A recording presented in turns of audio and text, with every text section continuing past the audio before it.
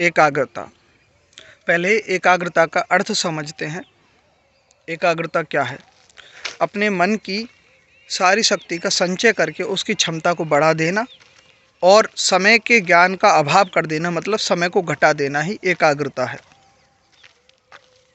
इस पृथ्वी पर, इस संसार में जितने भी ज्ञानी पुरुष हैं, जितने भी महान पुरुष हैं, ठीक है, वो सब अपनी एकाग्रता की शक्ति के बल पर ही आज महान हैं।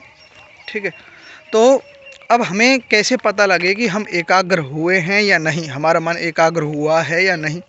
तो इसके लिए एक साधारण सा ही प्रैक्टिकल है जो हर कोई के लाइफ में है। ठीक है, क्योंकि एकाग्रता कोई बड़ी चीज़ नहीं है। हर कोई एकाग्र हो जाता है व्यक्ति। देखिए, जब आप मूवी देखते हैं या फिर कोई अपनी इंटरेस्टिंग कोई बुक या फिर कोई ऐसी चीज़ पढ़ते हैं जिसमें आपका बहुत ज़्यादा रुचि है, तो आपको पता लगेगा कि आपको समय का कोई ज्ञान नहीं रहा, कब 2-3 घंटे बीत गए पता ही नहीं लगेगा। तो इसका मतलब है हमारा मन एकाग्र हुआ। लेकिन एकाग्र होना नैतिक धरातल पर खतरा है। कैसे खतरा है? क्योंकि जब हम किसी चीज़ पर एकाग्र हो गए, फिर वहाँ से हटना हमारे लिए आसान नहीं होता। मान ले आप किसी मूवी को देखने के लिए बैठ गए, तो 3 घंटे तक आप उठेंगे नहीं, उसी में मन लगा रहेगा, एकाग्र रहेंगे। यहाँ तक मल मूत्र त्यागने के लिए भी नहीं उठते कई लोग। ठीक है, तो ये मॉरली एक प्रकार का खतरा है। तो हमें करना क्या चाहिए? क्योंकि एकाग्रता की शक्ति के बल पर ही तो ये सारा संसार में इतने महान महान कार्य किए हैं महान लोगों ने।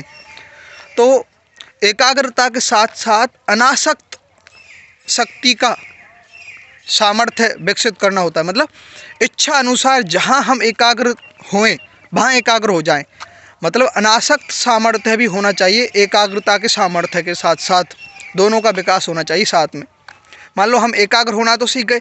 आजकल एकाग्र होना कोई बड़ी चीज़ नहीं है, हर कोई एकाग्र हो जाता है। गेम खेल करके एकाग्र मन को एकाग्र कर लिया, वो बड़ी बात नहीं है। बड़ी बात यह है कि जब चाहे जिस चीज़ पर एकाग्र कर जाए, हम अपने मन को करा जाए, और जब चाहें इच्छा अनुसार उस चीज़ से हटा करके दूसरी चीज़ पर तुरंत एकाग्र हो जाएं। यह है सबसे महत्वपूर्ण।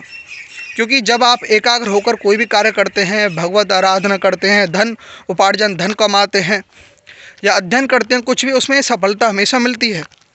लेकिन केवल एकाग्रता से नहीं, साथ में अनासक्त सामर्थ्य भी होना चाहिए। मतलब इच्छा अनुसार आसक्ति नहीं रखनी चाहिए किसी चीज़ में, तब यह होगा। इसलिए हमें अपना मन शांत रखना चाहिए और एकाग्र रखना चाहिए, तभी कार्य होंगे। क्योंकि जितने भी महान पुरुष हैं वे बिल्कुल शांत हैं, उनको जल्द ही किसी चीज़ पर आवेग नहीं आता, क्रोध घृणा से परे हैं। ठीक है, लेकिन जो कोई जल्द ही क्रोध घृणा किसी भी आवेग में आ जाता है, वह अपने को चूर चूर कर डालता है और किसी भी कार्य में कौशल नहीं हो पाता। इसलिए एकाग्र रहें, शांत रहें और अनासक्त रहें। तो धन्यवाद। और मेरे अंदर लोकेशना है ही, वित्तेशना भी है, तो चैनल को सब्सक्राइब करें। इसलिए सब्सक्राइब करें और लाइक शेयर कर दें और कमेंट करें और कैसा कंटेंट चाहिए क्वेश्चन कीजिए आप। ठीक है, तो आगे बढ़ेंगे। अपना चिंतन बढ़ाते रहें। ठीक है, चिंतन बढ़ाने पर ही एकाग्र शक्ति का विकास होगा। पैसिव कंटेंट बहुत मिल रहा है आसपास, पैसिव ही पैसिव। लोग चिंतन ही नहीं कर पाते। अब चिंतन ही नहीं करेंगे तो उनकी मस्तिष्क की शक्ति का जो है प्रयोग ही नहीं होगा।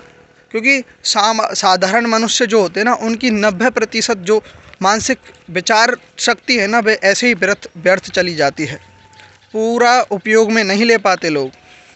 इसलिए पैसिव कंटेंट कम, क्रिएटिव एक्टिव कंटेंट जिसमें हमें सोचना पड़े, नए विचार लाने पड़े, ऐसा सोचना चाहिए, तब एकाग्रता बढ़ेगी। और अनासक्त भाव का अभ्यास करना चाहिए। वहाँ से हट कर यहाँ, समझे? धन्यवाद। राधे।